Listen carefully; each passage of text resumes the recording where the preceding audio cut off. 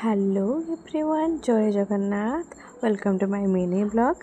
तो ये मु फ्रेश हो सारा पर उपमा सहित मटर तरकारी खाई पलि आसती सब कम सारिकी मोर लंच प्रिपरेशन लग जाते तो ये भेज बिरियानी करुँगी। तो फास्ट एमती ही करे परिवा सब छाणिकी कषे मु लेयर दिए। आपण मैंने चाहिए फास्ट माने डायरेक्ट भी करें कि मत एमती भल लगे आग राइसटा मामा बनईकी रखी देते तार मुझे ही बिरियानी करे। ये देखो बिरियानी मोर केते टेम्पटिंग लगुच के सुंदर लगुच खाइबा को बहुत टेस्टी थिला।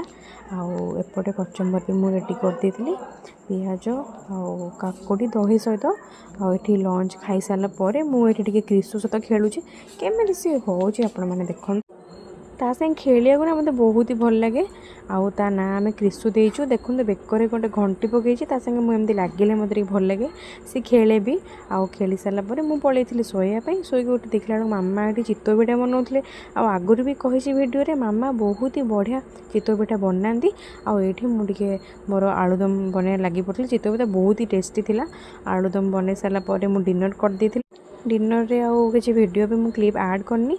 तो ये पीहू शिव सांगे राति मुझे खेली घोड़े सारापर मुझे पलैली रही सांग मैंने गुड नाइट जय जगन्नाथ।